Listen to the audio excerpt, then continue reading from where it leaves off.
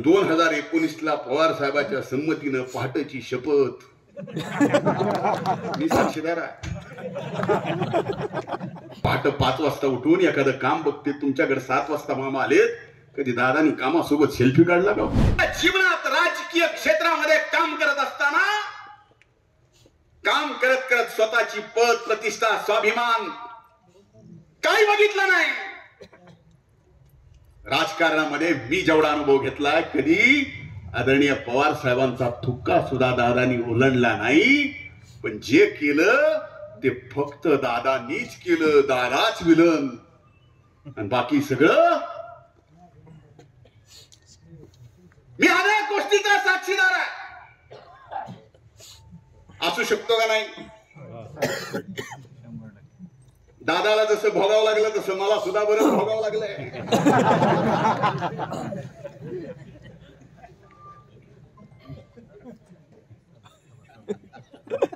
आज चतुर्थी आहे.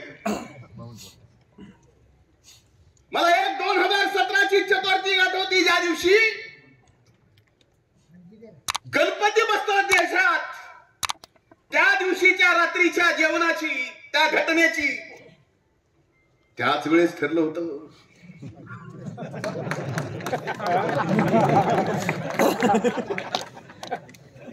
दादा मतदारसंघ ठरले होते, मंत्रीपद ठरलं होतं, पालकमंत्रीपद ठरलं होतं.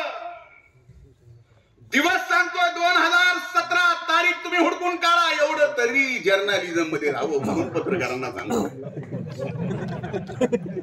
ती तारीख कुठली होती? ठिकाण मला माहिती आहे, बैठकीला कोण होता मला माहिती आहे.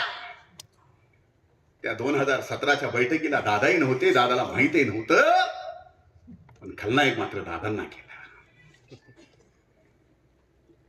याच्या अगोदर पुलावमध्ये सरकार स्थापन केलं, भारतीय जनता पार्टी सोबत केलं. ते त्यांनी केलं, ते संस्कार. 2019 ला पवार साहेबांच्या संमतीनं पहाटेची शपथ मी साक्षीदार आहे. आणि मी जर खोटं बोलत असेल तर माझी ब्रेन मॅपिंग सुद्धा कुणी करू शकतो. माझी तयारी आहे.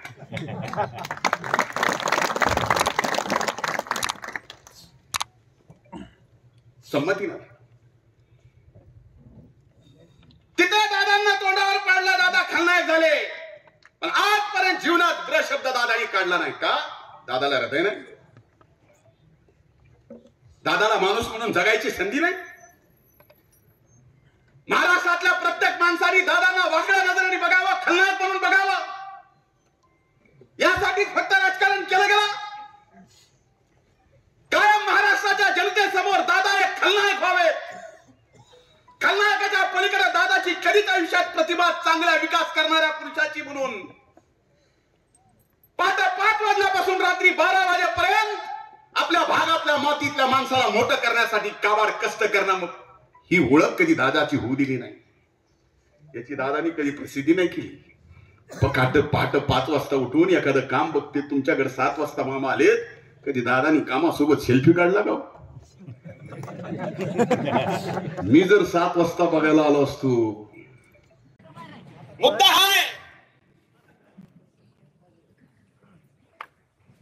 की भले सुनेत्रा वहिनीचा जन्म 13 झाला असेल,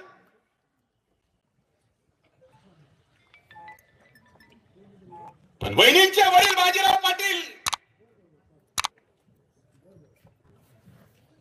हे वडगाव निंबाळकर बारामती तालुक्यातलं, या बारामती तालुक्यातले बाजीराव पाटील दत्तक म्हणून पेरला गेले. आज त्या बाजीराव पाटलांच्या पोटी पदमसिंह पाटील आणि सुनेत्रा ताई जन्मी आल्या. फक्त दत्तक म्हणून तिकडे गेल्या, पण सुरुवातीच्या लेख कुठल्या आणि तीच लेख सून म्हणून आली की परकी झाली. ही भावना नाही का? याचं दुःख मला वाटत नाही. अरे प्रत्येकाच्या घरात सुनी आहेत, प्रत्येकाच्या घरात मुली आहेत. उद्या कुणाच्या तरी घरात सून म्हणून जाणार आहेत. आपल्याही घरात कुणाची तरी मुलगी सून म्हणून येणार आहे. त्या आपल्या मुलीसारख्या सुनाला जर कोण फक्त निवडणूक जिंकण्यासाठी आणि भावनेसाठी परक करत असेल तर याच्यासारखी जीवनात राजकीय वाईट वेळ कुणावरच येऊ नये जी समोर आली आहे म्हणून ते भावनेचं राजकारण आहे हे जाणीव करून द्यायला मी तुम्हाला आलो. राजकारणातील प्रत्येक अचूक बातमीचे सर्वात आधी अपडेट्स मिळवण्यासाठी सरकारनामाच्या सर्व सोशल मीडिया प्लॅटफॉर्मला लाईक, फॉलो आणि सबस्क्राईब करा. तसंच सर्व नोटिफिकेशनसाठी बेल आयकॉन प्रेस करायला विसरू नका.